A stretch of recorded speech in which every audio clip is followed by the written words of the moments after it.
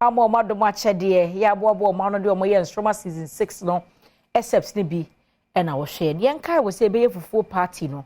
e wo efiduem ha ya first April Easter Monday but before that is ye kokwa ye mfa kwawu ni nto nchen yo ye koginam kwawu no eno ye be kwa ya wada 27th ho no next week by now ala walai na train na 2 ye koginam weekend ni nyina kwasi ada na de akogu ye firi ho no wa pa na ye beboa ye ho ade chinjuada fufuo party to aso enuana mun krabofo mun fa nche wate ye dim se mun timmedi fufuo ni because mo ye fasting next year ye behwe ni aye ne bra mbotuma betwitwa kontomo ni because ye dim se ne mo a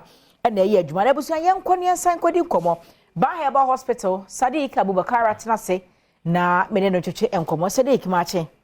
na mpombo ko de Yakupon Adom Yakupon ase Yakupon ase Baah Herbal Hospital hoboko ye ho ye Dr. Baah ne ho ye Yakupon Adom Yakupon ase pa we am say we had the pass o ka say another time na ma hwa ma yes another time be hwa man kan because full party na kwa wi na me nkobi ye fufuo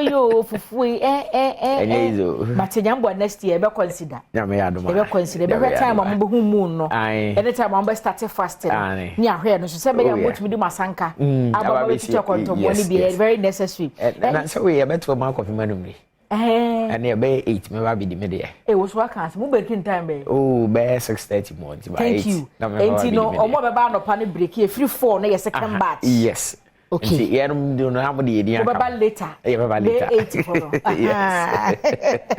ye dim komo Baah Herbal Hospital na de na model so ye you am say fanchi akese madofo ene ahwefo asabre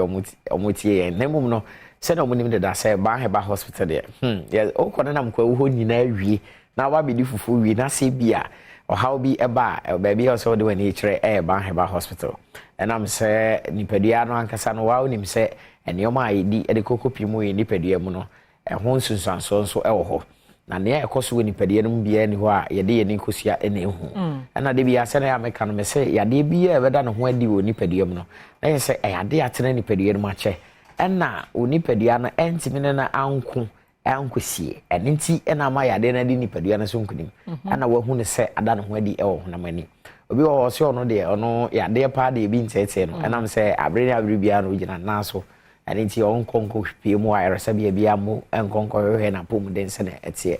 na emom no ka hu ne say da yare be kan ato no enya de a obetimi asore gina na so bi anampo say eda pese kan ato no enya de be bo ama na ese bia enne anaso chena be ba be kan ato enenti ene ho akwa hia so ba be pie mu e wo Baah Herbal Hospital ya so ho ba be pie mu ho ne ye hwehwe mu nyina awie ni hu ne say yade bi ede ne ho asie e wo nipadua nim anampo say yade bi nam kwa mu a e ba beto a ne broni friend say prevention is better than cure enenti entra say e ma yade ne mbo o de oba na say hu ne say bia onipadua ne se ne tie na ho den wo fom ai no yade bi atwa e betimi aba besie ho a ya mawo abibidru say abibidru so e na be ma nipadua no mu ayeden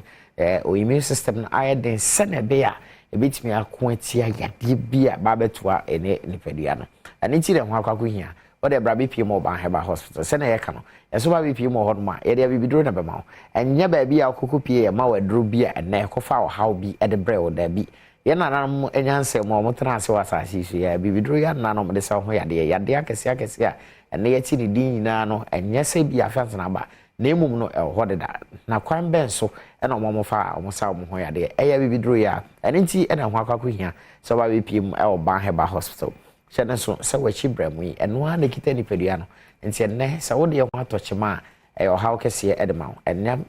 ade a wontimi mpo entu anamo ena ya ade kra wontimi nyina na so bi ene nti se bia wo ho na de bia wotene se wachi bramu ya pe no akope eye painkiller bi na anom na ya joe form da bi entesa rawe pi mo Baah Herbal Hospital ni entimi entu ase prakope emfama ho enam se dai be pija no ho no ade a ebetimi ade o hawo anase onye ne kese de abra wenti ene ho akwa hia so ba BPM Baah Herbal Hospital enye operation asem nebom no abibidro aye ho nimde ene be sande asaw yade ama wachi bramu anase spine na ebia yesi mu abiebi anase entanase bebre nti no ama na kekensi ani oba BPM Baah Herbal Hospital enye operation asem nebom no abibidro ene be saw yade ebia na ode adwumadi a ode nyina ayese obobo enene okobo obo bi nti no ama odompe no yase ato afa ho at first anampo se wo de no eye osre dompe ene onan dompe bebi edi ahie mu no ho na ye okotodwe no cap ne da so no na ma se kasa cartridge bi yase awewe ene operation asemu na emu no ahaban maya na ebesa ma sa cartridge na oba de nyanse mo de share ho de ma se ne be ya nompe mienu no entwie ni no yebesa ma na asa ba biem ene nti se bia wo de no nam na ate se ewo so a enye problem bia wo de bra be piem ewo Baah Herbal Hospital sanso na obi a wanya kwanhia pan ama onamu se wo semu ba bibiara dompe wo ni padie no bia ho atochima bia no Baah Herbal Hospital pe anase bia wo de na rheumatism sabro na etete wo de achia wa pe ba bi bebre akokoko ya mo aduru de wo de bi to so wo no bi nanso ni na no unhu anoyie bia bra be piem wo Baah Herbal Hospital enam se ho ne de eje se bia wa ma me pie mu tia oba be pie mu kwa de a ade a obesan anya wayaresa enkra ha ba bia wo spintes frɛ baby 18 junction tu fa ka baby a ka so be si wo baby a friend say 18 junction o si wo hope taxi for home do ka cham say okɔ Baah Herbal Hospital anampo se wo de ka say okɔ adompe a doctor for ne nkyɛn a ade o mo de ba be pie mu ase o anampo se bia wo kuma se ana ne important ma baby a friend say atonso agogo aban ayaresa bia kase na chi wo pe ho ne wo nti o si wo baby a osobia say okɔ Baah Herbal Hospital number edidi djuma ewo asieho ni ebia na enyewo na emom no obi ono ben wa na se wadamfo bia onim no na ni se wodompem hawa na se wi akwakoye ne moa eni ti no chiro number no afato se ne be a wetimi de amase ni pakron se won so de a na wa frɛ no wetimi de akire aba be pim ewo asieho 0244 988 004 0244 988 004 anase bia o friend no na why busy no afre 0244 083 482 0244 083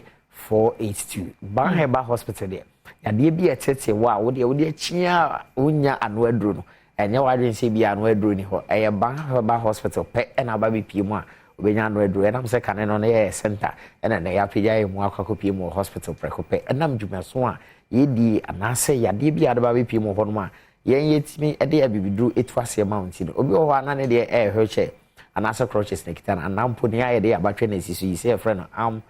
kan say crutches ne de ya abatwe na sisu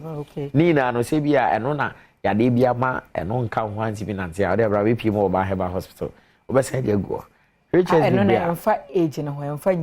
nyine ho chese bia ho se yade bi na tete wo ene kofa sa eno ba ene ya ne se no nka ho a ontimi nante nko ba bia se bia unkra sa crutches is want me to ano o de bra be pie mo Baah Herbal Hospital obeja sa crutches na go ana se hweche no o de be ma se bia obi ba na se ontimi nante ya de aboa na mo atimi aiden anante aba ase ho ene nti no hye ne so se ya de bia na aka wato dem se stroke ya de emu biara wa onim ne ha wo ni pedem ebi go so ana de ne ho asie a wani nkosia enhu anampo se woni ma de kode etete and one is over down when the actually baby a friend say Baah Herbal Hospital na wa be pie mo ho no ma ye de bibiduru be tu ya de ase e de ma ho abaso body abanyi na di adanse say Ghana ene ya bibrem ha West Africa ha pa de ope baby a ye hwedo mpem ya de pa de a baby ba ko pe Baah Herbal Hospital ase no ene ti no anope ya bo mo ne so ba be pie mo ho ene bi a mema na ha ho se bi a baby a free a wo ban kran na se baby a free a wo be kuma ase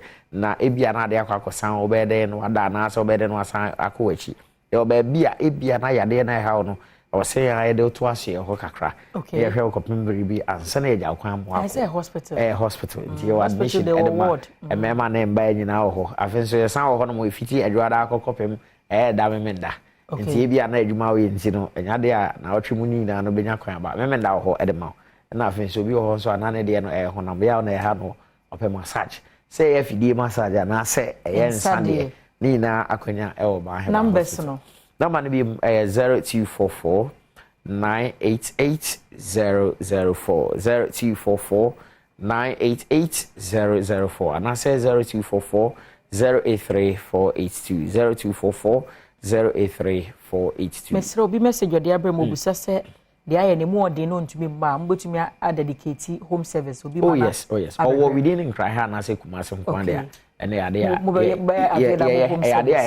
Okay, and to say, be a Nipano, we didn't and cry her. anase kumase dia obepe obi obehwe no bra no bra obehwe na bra na mate nti yo no friend number no okay na emu nkyerem bia no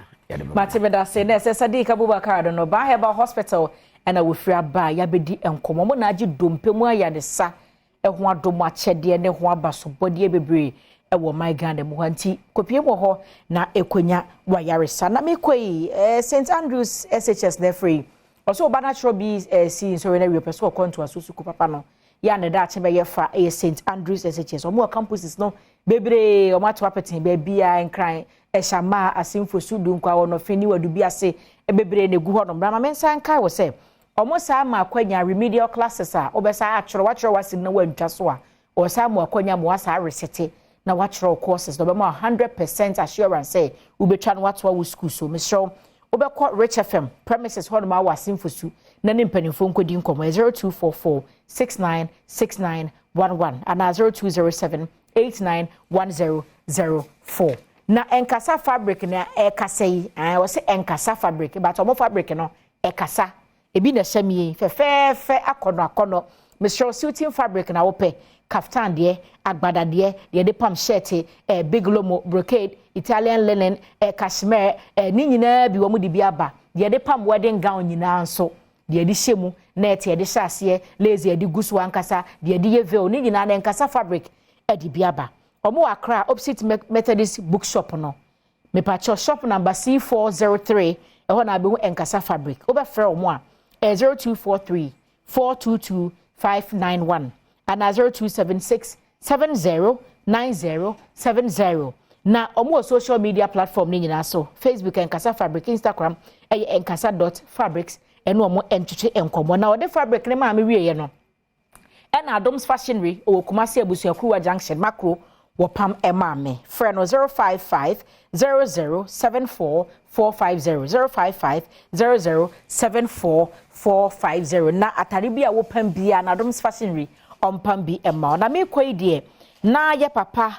Owura Anthony Kwaku Tachi Jona wato nananom ewo ense do kunani ya wati kuna kete so ani so yire no eyo Owura yire ama Jona wono na sabredie ade ato na die nti abusua nyina ase yakopon ya me nda ebe ya no wode opanyini beto mpem ewo akwatia Sadams ni fie honom wa na omuwie a omabetena ase adom ne ho sika sana ne kwasi ada na kwatia Apostolic Church na wo mo ebekwa akoda nyankopon ase nti we free Esther Ann ho ose Owura yire ye dododo Bible ne so wo mu esu na no mu nsumom wo mo esese no mo nsrade ato we ne ba beboa ni abejawo sanse ayi eye nkoja na Owura Anthony Kwaku Tachi Jona ye nyina ya boa na ya pere kwa bre fefefe abusua me sori so kai se wo hia me a eya freme anochewa ba ajwa sewa na kai se fufuo party no besi de wo hia ene wasanka enti ebedi hu nkomo tew ewo ye TV no so enti tie details no se be ya wo pese oba bia obehu ne ho akwan na waba pepepe bedwom so ni enko ba bia